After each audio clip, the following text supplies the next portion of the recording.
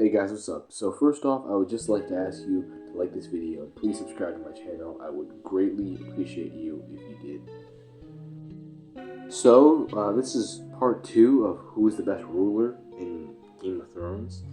This time, I'm going over every person who's ever been king or queen, who is on the Iron Throne, or those who fought for it, or those who are rulers of some place else. We're not counting the spouses of the rulers, like Marjorie, because they weren't really rulers. And they didn't really have the power. So first, let's just go over a quick retelling of the order of it. So the first king would be Robert while Viserys claimed to be king, and then Ned for like 20 minutes, then Joffrey, then Stannis claims to be king, then Renly, then Robb Stark, then Daenerys also claimed to be queen, and then Balon Greyjoy did as well, which I completely forgot about, honestly. Tommen eventually becomes king, then Cersei becomes queen, then Euron becomes king, then Jon Snow becomes king in the north, then Sansa becomes queen of the north. That might not be in perfect order, but I think it sums it up pretty well. So some of these characters barely did anything, but I'm going to try to judge them off of what they did while they were a ruler rather than how much. So it's fair, but some of them we only see make one royal decree or whatever you want to call it. And I'm not going to really take into account what they could have done, given more time, because then I feel like it'd just be like guessing a little bit, and I mean, I think it'd just be obviously like probably Tommen or something like that. But I mean, we could do that possibly in a different video. Okay, to start off, we got Balon Greyjoy. He's probably the worst ruler out of the bunch. He basically has no clue what he's doing. Doesn't really try to make any alliances, and it's just pretty stupid. I can't remember anything significant he really does. If you can tell me, but yeah, I'm gonna have to put him last. But if you can like tell me like good things he does, then I'll make a pin comment or something about him, and I'll change his place if I deem it worthy. Next up is Joffrey. He beats out Balon because he was rightly overconfident in some ways, and actually affected things and somewhat thought out his actions, but was very arrogant and provoking. It caused much conflict and always made it worse with his actions. I kind of go over this more in the part 1 of this video, which you guys should definitely watch before watching this. I mean, you don't need to, but it would definitely be nice for you, I believe. Then we have Viserys. He didn't do too much, but had a good plan to have the Dothraki help them conquer Westeros. But he was impatient and basically Joffrey, but older. And even more entitled, arguably, but he wasn't careful with how he treated people, which was his undoing. Euron was really just relying on other people and really didn't think things out too much. And had luck on his side because Cersei didn't get married and Daenerys didn't either, and he didn't really do anything too notable, but he did inspire his people a lot, so I think that puts him above the others below him. Cersei was extremely arrogant about the White Walkers, but did do kind of decent in her fight against Daenerys, given the situation. And tactically was kind of, like, okay, I guess. I mean, she was smart for given, like, her situation, but, I mean, nothing, like, too crazy. But she was really selfish and just didn't think anything out and was a pretty awful ruler who just wanted her enemies to suffer. And that was just kind of her downfall. She didn't really think of things like for the greater good or the bigger picture whatsoever. She just thought of short-term, big bang like plans. Like she wasn't really thinking it out too much. She wasn't a schemer like her father.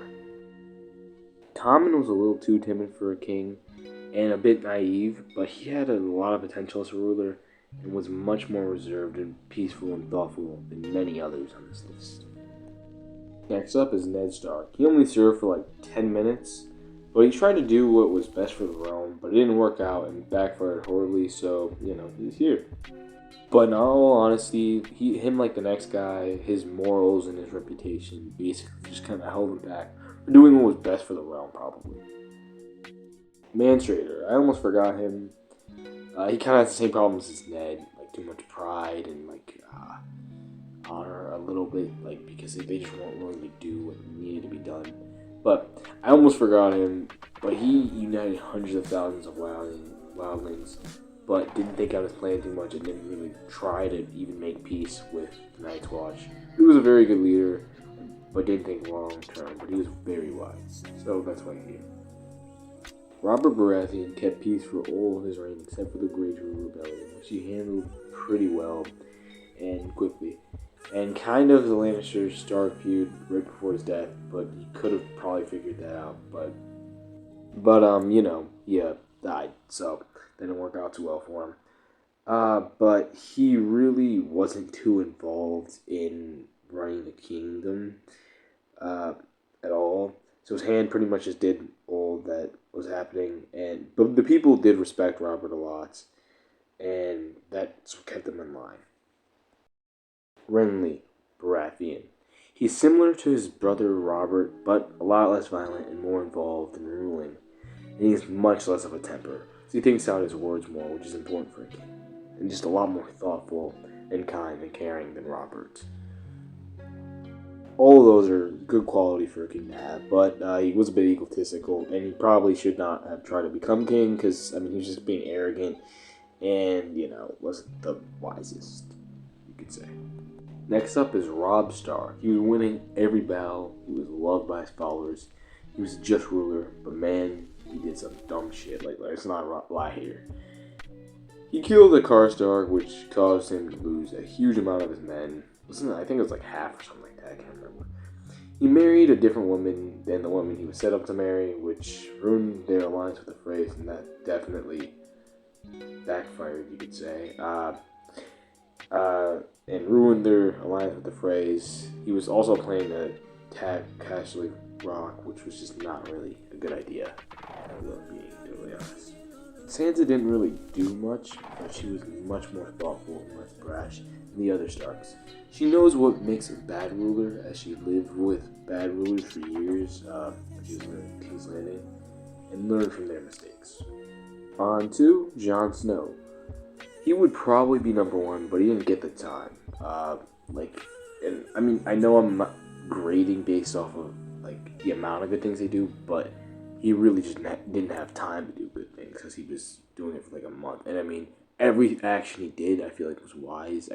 Arguably not his last, but he was just making some pretty good choices. I feel like just didn't get the time. He was a ruler loved by all of his subjects and one who united the North again. He knew what the biggest threats were, but he just didn't weigh out every option, as he was brash. But he was a strong leader, a kind leader, one who accepted all of his people, and was intelligent, and would soon be a wise king, who was respected by all like his father. The few choices he made as a king were pretty good ones. Then we have Daenerys Targaryen. For most of her time, she was kind, compassionate, but brutal, aggressive, and a little brash. She was wise beyond her years, though. What really ruined her case was she tried too much in sending a message by killing those who probably would have been more beneficial if they were alive, and those who might not have deserved to die. She just didn't think out her actions, long-term wise, especially when she got emotional. And the thing that weighed her down most, she killed, a few million people after she already won the battle, but the other things help weigh that out a lot. So overall, I think it's fair to give her this spot, but I don't know. It's really tough because she helped a lot of people, but she also killed a lot of people. So I don't know. I feel like this is pretty reasonable. Maybe a little lower would make sense, but I'm not sure. But she did a lot of great things, so I don't know. I do kind of feel like this is a good spot, though. Finally, on to the one and only Stannis Baratheon. Stannis the goddamn Manus. He was a strong, strict, well-respected ruler. He was tactically intelligent, he was able to make alliances, and never let his emotions get in the way of things. Well, most times at least. He thought out his actions very well, and truly did what he thought was best for the Seven Kingdoms. He had strong morals, and was a good leader until the end, when they kind of screwed my man over. But regardless, he was on his way to becoming an amazing king, except for the fact that he was impatient in both the Battle of Blackwater Bay and his battle against Ramsay Bolton. He is simply more reserved, more wise, more intelligent, and less stubborn and solitary than the others on this list, which is why he's ahead of them. So, overall, the ranking from best to worst is Balon Greyjoy, Joffrey Baratheon, Viserys Targaryen, Euron Greyjoy, Cersei Lannister, Tommen Lannister, Ned Stark, Mance Rayder, Robert Baratheon, Renly Baratheon, Robb Stark, Sansa Stark, Jon Snow, Daenerys Targaryen, and then finally, Stannis the goddamn Menace. I hope you guys enjoyed this video. It was neat to make. If you have any other ideas for videos that you would like me to make, please comment and I'll be sure to reply. I hope you all have happy holidays, and I will see you guys later.